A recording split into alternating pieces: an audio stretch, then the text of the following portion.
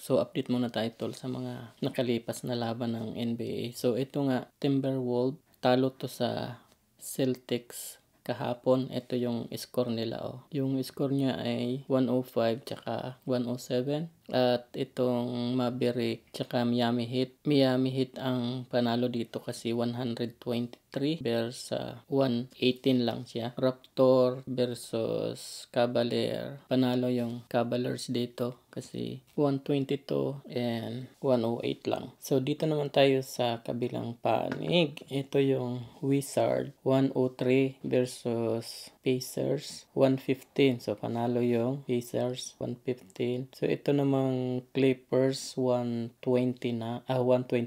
kumpara sa 76ers is 99. Ang layo ng lamang. Sobrang layo ng lamang na ito. Tinambakan siya.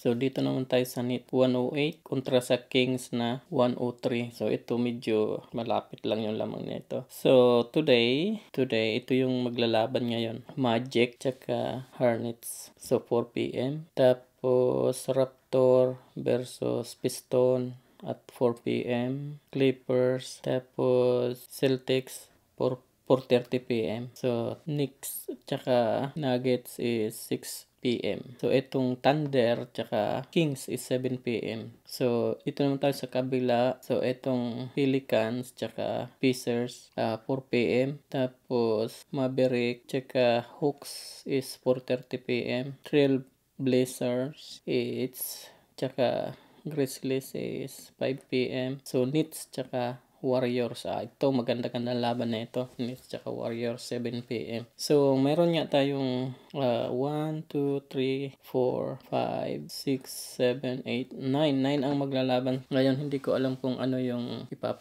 papalabas sa TV dito. So Warriors is maaring ipalabas ito mamaya sa TV. So yun, ayan, ito yung maglalaban today. Tingnan naman natin kung sino yung nangunguna. Dito tayo sa ito. So ito nga sa East. So ang nangunguna ngayon is Cavalier 17 win.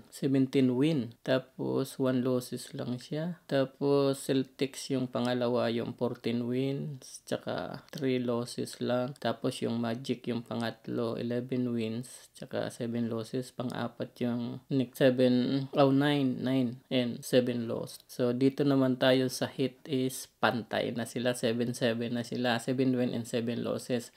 So tingnan naman natin dito sa Western. Ito yung Eastern, yung ano na to.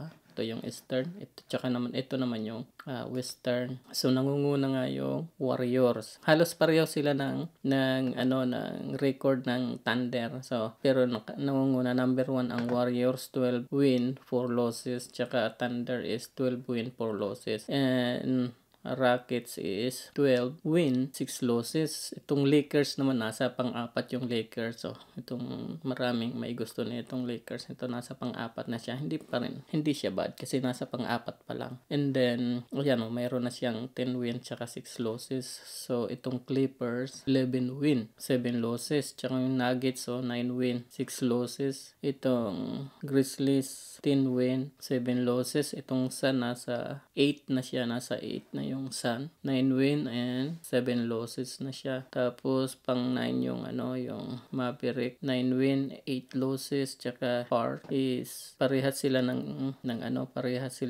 Maverick. And then ito na yung Timberwolves, 8-8 na siya. So Kings is malakas tong Kings pero nandito na siya sa sa number 12. So ayan lang yung update natin mga tol sa NBA, and then tingnan natin yung mga players. Mga players. So lagi pa rin na nandito si Lolo kahit matanda na. Tsaka yung junior niya. Ito talaga siya, ito. Andiyan pa rin sila. So ayan lang update natin sa ngayon mga tol. Okay? Abangan natin mamaya magandang laban ng Warriors. Wala pa lang laban yung Lakers. So see you in the next time.